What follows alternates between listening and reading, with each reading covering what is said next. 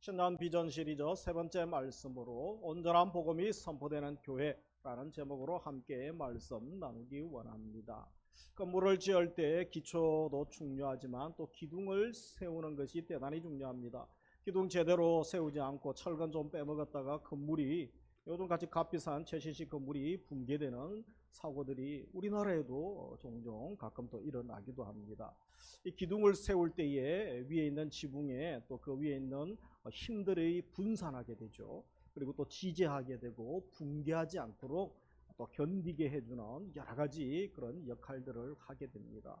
이 교회에 있어서도 이 기둥과 같은 것이 무엇이냐 하면 목회의 철학이라고 할 수가 있는 것입니다. 그래서 신년이 되면 매년 저는 3년 주기로 우리 교회 목회 철학을 시리즈로 또 말씀을 나누고 함께 공유하고 성도들께서 또 동참하시고 기도 삼는 시간을 가지고 있습니다. 우리 교회 주부에도 그렇고 또 강단 뒤에 현수막도 있죠. 홈페이지나 여러 부분에서 목회 철학을 강조합니다. 왜냐하면 우리 교회가 한 방향으로 또 주님이 원하시는 하나의 목적을 향하여 달려가야 하기 때문에 그런 것이죠. 그래서 먼저 사명선언문은 한 문장으로 우리 교회의 존재 이유를 밝히고 있는데요. 우리 앞에 또 현수막 보시면 화면 보셔도 나올 것입니다. 같이 사명선언문 한번 읽어보겠습니다. 예수의 제자 되어 세상에 소망 주는 사랑의 공동체. 그래서 우리가 이 한 문장의 비전을 가지고 우리 교회가 달려가게 되죠. 그리고 전 세계 교회가 다 갖춰야 될 공통 분부에 해당하는 것이 5대 사역 목표입니다. 예배, 교제, 훈련, 전도, 섬김, 또 우리 교회가 집중적으로 하기 원하는 5가지를 이제 비전으로 삼고 있습니다. 3년마다 시리즈로 하는데 올해는 이제 비전에 대한 말씀을 나누게 되죠. 먼저 사명선언문을 우리가 기억을 해야 될 것은 교회는 세상의 소망이 되어야 됩니다. 세상의 조롱거리가 되고 절망이 되어서는 안 되는 거죠. 또 세상이 부러워하는 것이 아니라 힘들고 어렵고 동일한 낭만과 고난의 상황에서도 오히려 믿음의 사람, 믿음의 교회가 다른 모습을 보여주는 것이 소망 주는 공동체라고 할 수 있는 것이죠. 그래서 우리가 세상에 소망되기 위해서 교회 자체가 행복해야 되고 또 사랑이 넘쳐나야 됩니다. 그러기 위하여 우리가 사람에게 관심을 쏟게 되는 것이죠. 우리 성도님 한 사람 한 사람이 행복하고 성령이 충만하고 또 수준이 다른 차원이 다른 삶을 산다면 그들에게 선한 감동과 영향력을 끼칠 수가 있는 것입니다. 사랑 넘치는 성도, 사랑 넘치는 가정, 사랑 넘치는 교회, 그것은 우리 성도님 한 사람 한 사람이 생명과 소망과 기쁨을 주시는 원천 되시는 예수 그리스도를 믿는 것이죠. 그리고 그분을 닮아가기 시작하고 그 사랑을 받아서 그 사랑이 주위에 거룩한 전염이 일어나기 시작할 때 이런 일들을 가능하게 합니다. 그래서 훈련하는 것, 사람을 세우는 것은 대단히 중요하기 때문에 예수의 제자 되는 공동체, 사랑이 넘치는 공동체를 추구하고 있는 것입니다. 그러기 위해서 우리가 5대 사역 목표가 존재하는 것이죠. 우리 교회, 온 세계 교회가 존재하는 5가지 목적, 이유라면 바로 이것이죠. 바로 예배, 교제, 훈련, 또 전도, 선교, 섬김이라고 할 수 있습니다. 우리 교회는 조금 더 구체적으로 같이 한번 읽겠습니다. 5대 사역 목표. 살아있는 예배, 한몸 되는 교제, 변화되는 훈련, 열매 맺는 전도, 선교, 감동 있는 섬김. 그래서 이 예배, 훈련, 교제, 이 모든 전도는 무엇을 위하여 존재합니까? 사역을 위하여 존재합니다. 그리고 사역의 핵심은 무엇이라고 할 수 있습니까? 섬김입니다. 섬김. 봉사라고도 하지만 우리는 크로스웨이 성경대학에서 지난주 종강했죠. 배웠던 것처럼 왕이신 예수님이 섬김의 삶을 사셨다면 우리도 평생 또 가정에서 사역 현장에서 일대에서 섬김의 삶을 살아가는 것입니다. 그래서 올해는 금주부터 5대 사역 비전에 대한 말씀을 하나씩 나누고자 합니다. 첫 번째가 온전한 복음이 선포되는 교회입니다. 교회마다 복음을 증가하고 말씀을 가지고 말씀 사역도 하게 됩니다. 그러나 정말 하나님이 주신 또 많은 선교사님들과 많은 복음 전하는 자들의 우리 오래전부터 그들이 순교를 당하죠. 이 말씀을 전하기 위하여 우리나라도 얼마나 많은 사람들이 피값을 흘렸습니까? 터툴리안의 말처럼 바로 순교자의 피 위에 교회가 또 세워지기도 했죠. 이 말씀을 사랑하고 이 말씀 기준대로 또 살려고 얼마나 몸부림하고 있느냐라는 것입니다. 강단에 선포되어지는 메시지나 우리 성도님들의 삶의 모습들 보고 또 교회에 행해지는 많은 프로그램들 또 훈련들을 보면 말씀에서 벗어난 경우가 많습니다. 자기들은 복음이라고 하는데 복음이 아닌 것이 있죠. 그래서 왜곡된 복음, 부분적인 복음, 거짓 복음, 사이비 복음, 비복음 요소가 들어가 있습니다. 저도 늘 이 비복음 요소가 들어가 있지 않는지 또 검증을 하고 또 주석도 보고 또 평가도 받게 되는 것이죠. 우리 모두가 개혁되어져야 됩니다. 그래서 우리의 개혁의 표준은 무엇입니까? 66분의 하나님의 말씀인 것이죠. 왜곡된 복음은 무엇입니까? 사람들 구미에 맞추는 거죠. 죄를 싫어하고 또 회개에 대한 메시지를 점점 버리게 되죠. 사람들이 좋아하는 그런 메시지들을 전하고 있지는 않습니까? 복음을 변조하고 개조하고 복음이 아닌 뒤틀려진 복음을 전한다면 왜곡된 복음이라고 할 수 있는 것이죠. 그리고 부분적인 복음, 이 복음의 다양성 여러 면을 강조해야 되는데 한 부분만 강조한다면 그것은 부분적인 복음인 것입니다. 그리고 거짓 복음, 사이비 복음도 있죠. 십자가도 없고 부활도 없고 하나님 나라에 대한 하나님의 통치에 대한 메시지도 없습니다. 오직 인간의 정력과 쾌락을 위한 메시지에 집중되어져 있지는 않습니까? 이 땅에서의 삶, 이 땅에서 복받고 잘 먹고 잘 사는 소위 번영의 신학이 판을 치고 있는데 그런 것들만 강조하고 있다면 그것은 가짜 복음이라고 할 수 있는 것입니다. 이런 시대에 우리 교회가 어떤 교회가 되어야 할지 계속 물어봐야 됩니다. 강단에는 온전한 복음이 또 전파되어지고 있는지, 그리고 우리 성도님들은 온전한 복음에 합당한 삶을 우리의 삶의 현장에서 살고 또 자녀들이 그것을 본받아 살고 있는지 물어보아야 되는 것입니다. 이 땅의 것에 집착하지 않고 오직 하나님의 말씀, 온전한 예수 그리스도의 복음, 십자가의 복음이 우리의 마음을 다 집중하게 하고 그것을 또 우리가 드러내고 전할 수 있다면 하나님께서 기뻐하시는 성도, 교회의 모습이라고 할 수 있는 것입니다. 그래서 이 부분에 대해서 오늘 바울이 전하고 있는 사도행전 20장 말씀을 배경으로 우리는 마지막 시대에 온전한 복음이 선포되고 복음을 전하는 어떤 삶을 살 수 있을지 함께 나누기 원합니다. 먼저 읽었던 20장 본문에서는 이 사도 바울이 3년 동안 심혈을 기울여 에베소 교회에서 목회를 하게 되죠. 그래서 두란노 서원을 세워서 제자 훈련을 하고 말씀의 능력이 나타나고 말씀으로 훈련받은 제자들이 인근에 힘있게 사역을 감당합니다.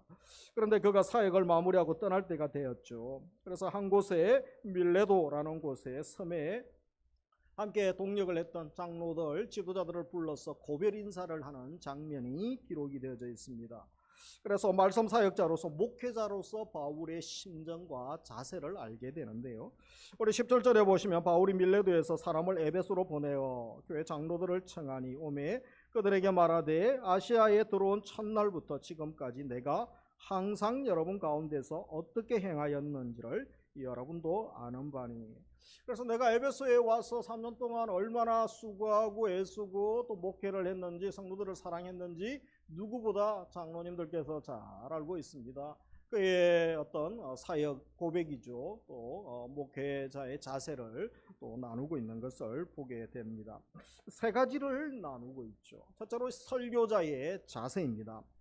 어떤 자세를 취했습니까? 19절에 보면 곧 모든 겸손과 눈물이며 항상 겸손한 자세로 예수님께 소속된 종으로 봉사자로서 그가 사역을 하되 눈물 흘린 또 사역을 보죠. 진심 어린 눈물이 있는 사역입니다. 사역자치고 눈물 흘리지 않는 사람이 어디 있겠습니까? 밤을 새고 새벽을 새면서 잠을 못 자고 또 뒤척거리면서 그렇게 목양을 하게 되죠. 바로 진심의 눈물을 흘린 것을 여러분이 다 알고 있지 않습니까? 그리고 유대인의 강교로 말미암아 당한 시험을 참고 주를 섬긴 것과 사실 바울 사역을 또 사신서를 읽어보면 그를 계속 괴롭혔던 자들이 있죠. 소위 할레파 유대인들이 바울 사역의 대적자들이었습니다. 끝까지 선교지까지 도망가면 또 사역을 옮기면 찾아와서 괴롭히고 또 복음의 씨앗을 뿌린 교회를 혼란하게 했던 그런 아주 강성파 반대파들이 있었던 것이죠. 끊임없는 시련과 시험과 문제 가운데 포기하지 않았습니다. 주님의 뜻이 아닌가 보다. 그러지 않고 인내하며 주를 섬기고 핏값으로 사신 교회의 성도를 세웠다는 것입니다. 그리고 또 20절에 무엇이라고 합니까? 같이 읽습니다. 유익한 것은 무엇이든지 공중 앞에서나 각 집에서나 거리낌 없이 여러분에게 전하고 가르치며, 성도들에게 유익한 것이라면 어떤 말씀이라도 거리낌 없이 전했죠. 그죠? 이것은 주저하지 아니하고 또 결코 물러남 없이, 그런 뜻이 있죠. 거리낌 없이 선포하고 또 가르쳤던 바로 목회자요 설교자였던 바울의 모습을 보게 되어집니다. 그러면서 두 번째 증거한 내용은 무엇입니까? 21절 같이 읽습니다. 유대인과 헬라인에게 하나님에 대한 회개와 우리 주 예수 그리스도에 대한 믿음을 증언하는 것이라. 그래서 두 가지를 전하게 됩니다. 모두가 용서받아야 할 죄인임을 선포하면서 모두 다 하나님 앞에서 회개할 것을 전하게 되죠. 그리고 오직 주 예수 그리스도만 믿고 그분을 증거하는 삶에 대하여 그가 가르쳤던 것을 보게 됩니다. 그러면서 세 번째 복음 증거자로서의 결의는 무엇입니까? 22절부터 24절이죠. 보라, 내가 이제 나는 성령에 매여 예루살렘으로 가는데 거기서 무슨 일을 당할는지 알지 못하노라. 오직 성령이 각 성에서 내게 증언하여 결박과 환난이 나를 기다린다 하시나. 그래서 예루살렘에 가게 될 것인데 미리 알려주시죠. 그도 기도하는 사람이어서 성령이 알려주시고, 또 사도행전을 읽어보면 다른 기도하는 분들이 예루살렘에 가면 큰 어려움을 당할 것이라고 미리 또 기도의 동력자들이 알려주는 것도 있습니다. 여러분, 어느 지역에 가면 체포되고 당신이 고생을 많이 할 것이고 생명이 위험이 올 것입니다. 그러면 갑니까 안 갑니까? 너무 감사합니다. 안 가야죠. 대개는 가지 않습니다. 그러나 바울은 하나님의 뜻이라면 가게 되는 것이죠. 성령에 매여 그가 예루살렘으로 가지 않을 수가 없었던 것입니다. 한 가지 이유 때문이죠. 바로 24절 같이 읽겠습니다. 내가 달려갈 길과 주 예수께 받은 사명 곧 하나님의 은혜의 복음을 증언하는 일을 마치려 하면은 나의 생명조차 조금도 귀한 것으로 여기지 아니하노라. 은혜의 복음을 증거하는 일, 그것을 위하여 바울은 전 삶을 던지게 되는 것입니다. 그래서 그의 생명도 아깝게 여기지 아니하죠. 예수님께 받은 사명이기 때문에 죄인 중에 괴수였던 그도 바로 예수께서 부르시고 귀한 사명을 맡겨주셨죠. 그래서 안락한 삶을 선택하는 것이 아니라, 편안한 삶을 선택하는 것이 아니라 사명의 길을 선택하고 목숨의 위험이 오더라도 사명의 길을 달려가는 또 사도 바울의 모습을 보게 됩니다. 우리가 오늘 바울의 자세와 결의를 보면서 온전한 복음이 선포되는 교회의 우리 성도로서, 저는 또 말씀을 전하는 자로서 2024년 새해에 어떤 삶을 우리가 살며 결단해야 될지 오늘 본문을 통하여 몇 가지 말씀을 나누면서 기도 제목으로 삼기 원합니다. 첫째로, 거리낌 없이 가감 없이 하나님의 말씀을 다 증거하는 삶을 살아야 하는 것입니다. 바울은 20절에서 유익한 것은 무엇이든지 공중 앞에서나 가정 앞에서 또 거리낌 없이 전하고 가르쳤다고 합니다. 우리도 마찬가지입니다. 하나님의 말씀이라면 두려워 말고 주저하지 말고 누구를 만나든 담대하게 전해야 됩니다. 그런데 어떤 사람이 전할 수 있습니까? 본인이 받은 이 말씀, 본인이 믿는 신앙이 확신이 없으면 전할 수가 없죠. 분명한 확신, 하나님의 말씀에 대한 분명한 확신이 있기를, 또 그 확신을 주시기를 주님의 이름으로 축복합니다. 그런데 요즘 사람들 보면 어떻습니까? 이 기록된 말씀을 잘 읽지도 않습니다. 스마트폰이 많이 또 보급되고 해서 그런 것도 있습니다. 스마트폰이라도 펼쳐서 성경을 보면 다행이지만 우리 기록된 책도 또 성경도 잘 보지 않는 안타까운 시대죠. 오히려 어떤 것에 더 귀를 기울입니까? 개인적으로 들려오는 소리에, 또 내 눈에 보이고 직접 지금 내 귀에 들리는 소리에 더 민감하게 반응하는 것이 죄인의 모습이라고 할 수 있습니다. 누가 기도하다가 들었다고 전해주는 말에 더 자극을 받죠. 그리고 한 번 꿈 꿨는데 그 꿈이 좀 신기하다고 더 말씀 위에 있습니다. 마음에 와닿는 한마디 들었다고 더 자극을 받습니다. 그래서 요즘 믿지 않는 사람들도 보면 예능이나 TV 이런 데 보십시오. 그죠? 새해가 되면 누구에게 찾아갑니까? 요즘 PD, 감독, 작가, 큰 사람들이 또 많이 좀 진출을 해야 됩니다. 그들이 그저 무속인들을 찾아가서, 요즘 얼마나 다양한 또 무속인들이 있는지 몰라요. 그들에게 그들의 인생을 논하죠. 묻고 또 눈에 보이는 바로 앞에 있을 장밋빛 환상들을 메시지들을 전해주지 않습니까? 그것이 더 진리인 것처럼 여겨지는 시대입니다. 우리는 그런 것에 미혹되어서는 안 되는 거죠. 그래서 우리가 너무 말씀이 아닌 다른 것에 쉽게 자극받고 민감해지는 그런 죄인의 모습을 인정을 해야 됩니다. 그리고 또 사실 우리 하나님께서 각 개인에게 성령께서 하나님의 음성을 들려주시기도 하고 또 어떤 분들에게는 말씀으로 또 감동을 주시는 것이 있습니다. 어떤 경우에는 초자연적인 또 하나님의 역사가 임하기도 합니다.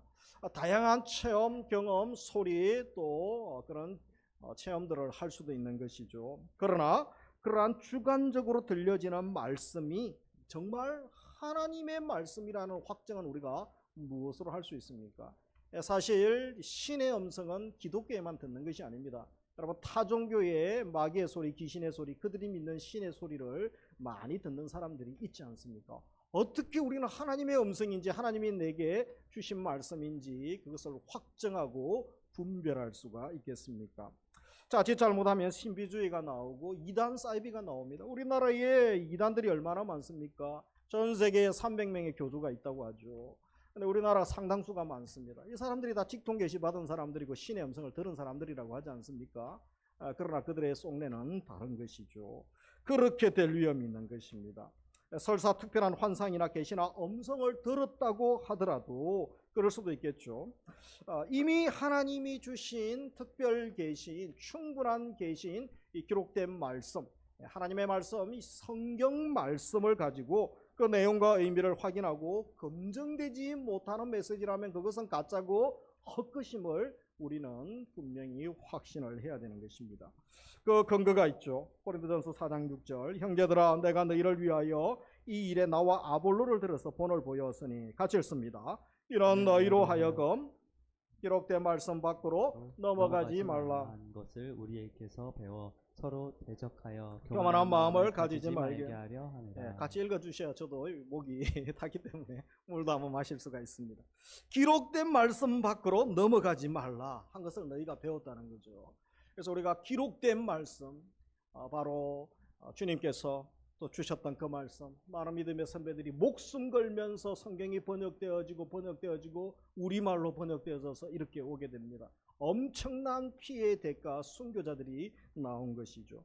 기록된 말씀 밖으로 넘어가지 말라고 합니다. 그래서 이 성경이 너무나 중요합니다. 기록된 말씀을 소중히 여기고 말씀을 읽고 말씀이 또 깨닫고 감동이 오면 그저 절거히 순종할 수가 있는 거죠. 이것에 집중하는 것입니다. 그리고 말씀을 통하여 하나님의 음성을 듣고 또 삶의 인도함을 받는 것, 우리 삶에 일어나는 모든 것들을 분별하고 또 결정하고 진행하는 이런 것에 훈련이 되어져야 됩니다. 제자 훈련을 통하여 우리가 도와줄 수 있고 또 큐티를 아침마다 하게 되면서 또 우리가 훈련을 받게 되기도 합니다. 그러나 어쩌다 들리는 마음의 소리, 또 애매히 들리는 음성, 그리고 희미하게 보이는 환상이 아니라 분명히 기록된 주님의 말씀, 기록된 말씀에 우리가 집중하는 새가 되기를 원합니다. 나의 마음을 한번 어쩌다가 들리는 희미한 그런 소리, 나의 내면의 소리인지 마귀가 주는 소리인지 내 정욕의 소리인지 또 세상의 대중들의 소리인지 분별도 못하고 하나님의 음성으로 착각하는 것이 아니라 분명히 기록된 66권의 하나님의 말씀이 특별 계시요 나를 향한 하나님의 사랑의 편지요 하나님의 또 음성인 줄 분별하고 또 말씀을 통하여 은혜를 받는 또 그런 우리 성도님들이 새해 다 될 수 있기를 주님의 이름으로 축복합니다. 우리가 체험도 중요하죠. 그러나 체험의 한계를 늘 제가 강조하지 않습니까? 아담과 하와가 마귀가 주는 음성을, 뱀이 주는 소리를 듣고 선악과를 따먹게 되죠. 사탄의 말이 맞았습니다. 죽지 않았습니다. 눈이 밝아졌습니다. 그때 그 따먹는 순간 뭐죠? 하나님은 사기꾼, 거짓말장이, 자기밖에 모르는 신이고 마귀는 나를 위하고 나에게 진리를 알려주는 존재가 된 거죠. 그런데 뭐라고 합니까? 하나님은 창세기 기자는 계속해서 인물들이 태어나고 끝날 때 그죠? 죽었더라, 메스를 향유하고 죽었더라 50장에 입관하였더라. 하나님 말씀은 거짓말이 아니라는 거죠. 바로 죽은 것이 아니고 어떻게 죽습니까? 자녀를 놓고 죽게 되죠. 그 자녀에게서 누가 나옵니까? 마귀를 박살내고 모든 죄된 인생을 역전시킬 예수 그리스도가 태어나면서 대반전이 일어나게 되는 것이죠. 하나님의 말씀은 거짓말이 아니고 사실인 것입니다. 체험 위에 말씀이 있어야 되고 체험보다 우선해야 될 거 나의 체험조차라도 체험했다 할지라도 무엇으로 분별해야 됩니까? 하나님의 말씀으로 분별할 수 있기를 주님의 이름으로 축복합니다. 그리고 성령의 감동으로 기록된 성경 말씀이죠. 기록된 말씀을 하나님의 말씀으로 받아들이려면 이 말씀이 하나님이 주신 말씀이구나. 그냥 교양서적 정도가 아니죠. 그냥 교양인 정도면 4대의 경전 정도는 읽어야 되지 그런 수준의 책이 아니요. 하나님의 말씀에서 시작해야 됩니다. 기록된 말씀이 하나님의 성령의 감동으로 기록된 말씀임을 믿어야 되는 것입니다. 성령의 영감을 받는 것이죠. 그래서 이 말씀이 우리에게 어떤 능력이 있습니까? 디모데후서 3장 16절 같이 읽습니다. 모든 성경은 하나님의 감동으로 된 것으로 교훈과 책망과 바르게 함과 의로 교육하기에 유익하니. 그래서 모든 성경은 하나님의 감동으로 되었다라고 말씀합니다. 그리고 4가지 기능 그런 역할들을 하게 되죠. 우리가 성경의 축자, 유기적 축자 영감을 믿습니다. 무엇입니까? 사람의 손으로 썼지만 하나님께서 저자에게 개입하셔서 오류가 없도록 유기적으로 그죠? 개입하시고 역사하시고 축자, 글자 하나하나 단어 하나하나 오류가 없도록 하나님께서 개입하심을 믿는 것이 유기적 축자의 영감설이죠. 이것을 부정하는 이단들이 많이 나오고 있는 것이죠. 그리고 성경의 완전성, 충족성을 믿습니다. 주어진 기록된 이 성경에 우리의 신앙, 구원과 관계된 모든 법칙을 제시하기에 충분하고 완전한 말씀으로 믿는 것입니다. 성경의 통일성이죠. 1600년 동안 40여 명의 저자가 언어도 다르고 나라도 다르고 살아온 시대도 다릅니다. 그런데 신구약이 한 주제로 흘러가죠. 예수 그리스도에게 집결되어지는 것을 보게 됩니다. 원저자가 하나님이시기 때문에 가능한 일이죠. 그리고 마지막으로 성경의 무호성을 믿습니다. 하나님이 기록자들에게 영감을 주셔서 기록하였기 때문에 오류가 없음을 우리가 믿는 것입니다. 그래서 하나님의 말씀의 절대성 위에 우리 신앙을 세우는 것이 대단히 중요한 것이죠. 그러면서 세 번째, 성령의 조명을 받아 또 말씀을 읽고 해석을 해야 됩니다. 성령의 조명이 필요하죠. 자의적으로 함부로 성경을 풀어 해석하는 것은 위험한 것입니다. 베드로후서 1장 20절 이하를 읽습니다. 먼저 알 것은 성경의 모든 예언은 사사로이 풀 것이 아니니 예언은 언제든지 사람의 뜻으로 낸 것이 아니요 오직 성령의 감동하심을 받은 사람들의 하나님께 받아 말한 것입니다. 오직 성령의 감동하심을 받은 사람들이 하나님께 받아, 마귀에서 받아 자기 정욕대로 자기 기분대로 적으면 안 되는 거죠. 그래서 우리가 성경을 제대로 읽어야 됩니다. 가까이 하고 읽을 때 문법도 보아야 되고 문맥도 보아야 되고 역사적인 배경은, 시대적인 배경은 어떠한가 이런 것들도 살피면서 읽어야 됩니다.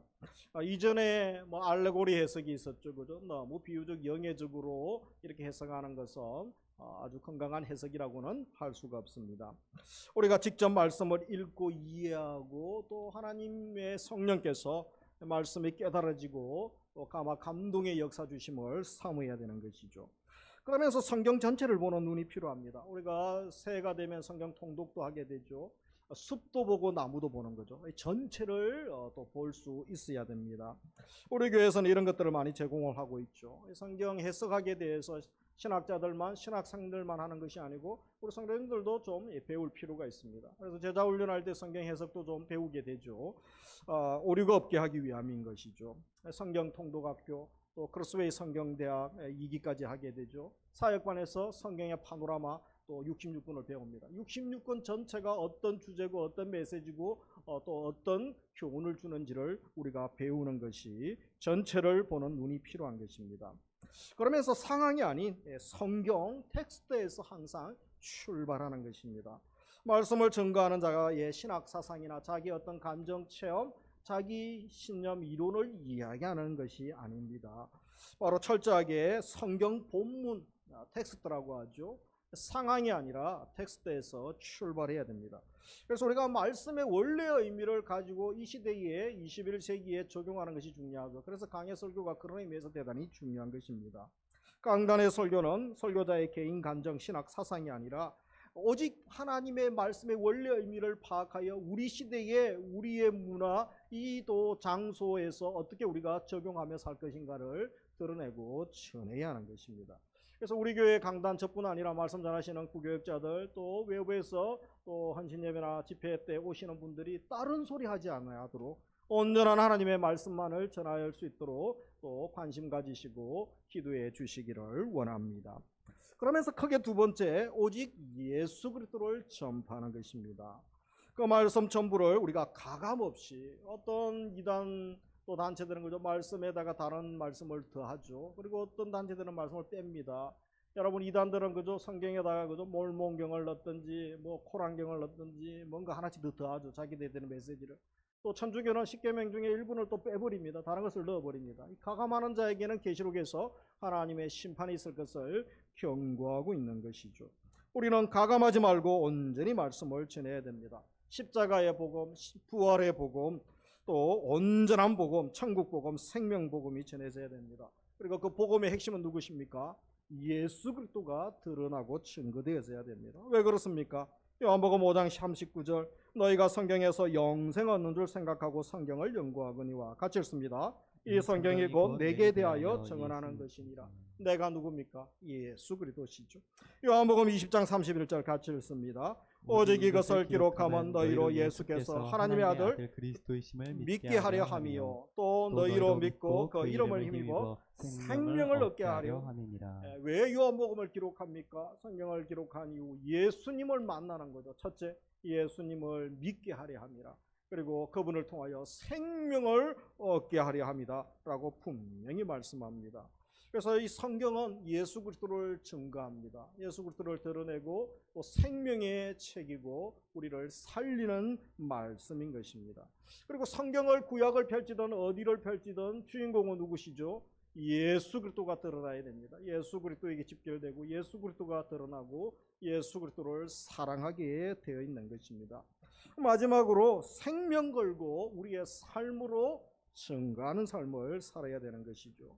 우리 오늘 읽었던 사도행전 20장 말씀에 보면 바울이 사도행전 20장 24절 이 말씀을 위하여 사명 때문에 그의 생명을 걸게 됩니다. 예루살렘에 가면 체포되어서 또 감옥에 가지 않습니까? 생명이 아주 큰 위협을 당하게 됩니다.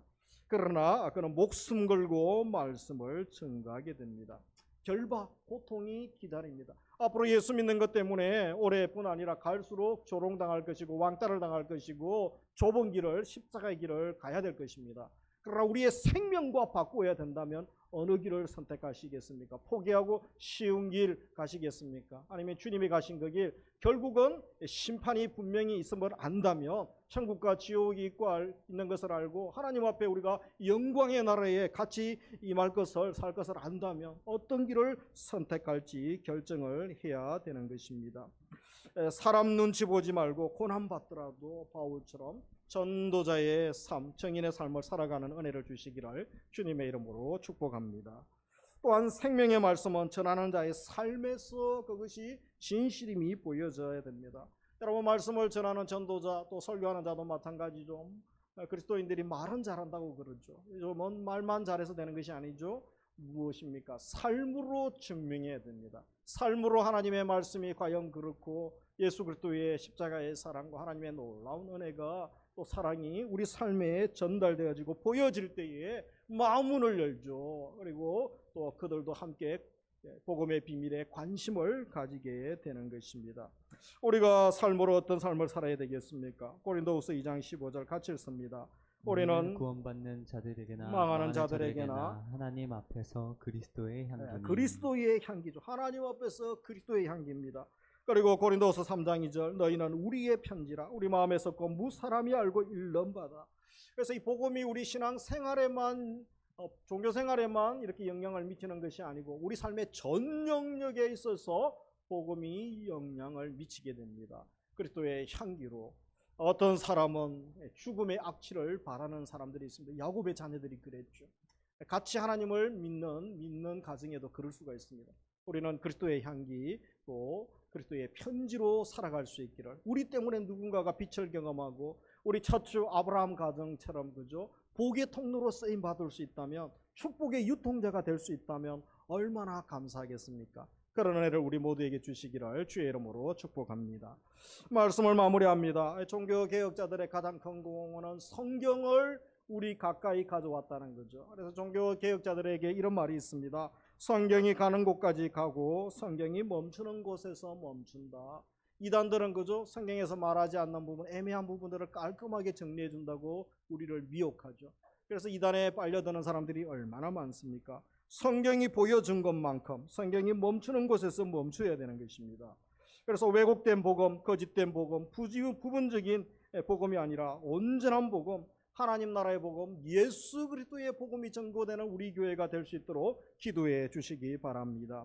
그리고 기록된 말씀은 더 분명히 붙들고 또 성경 말씀의 권위를 최고의 권위로 두는 우리 교회가 또 우리 성도님이 될 수 있기를 원합니다. 세 번째로 하나님의 말씀이라면 거침없이 설교하고 증거하고 눈물과 겸손으로 증거하고 온전한 복음 선포를 통하여 생명 구원하고 공동체 살리고 조국과 민족에게 소망을 주고 새롭게 하고 부흥을 일으키는 그런 교회가 또 한국 교회가 되어야 되지 않겠습니까? 이를 위하여 우리 성도가 헌신하고 기도해 주시기 원합니다. 마지막으로 같이 읽습니다. 모두가 그리스도의 편지요 그리스도의 향기란 사실을 기억하고 삶으로 사역으로 그리스도를 증거하는 복음의 선포자가 다 되시기를, 한 주간 그런 삶을 살아가시기를 주님의 이름으로 축복합니다. 우리 말씀 생각하면서 함께 찬양하겠습니다.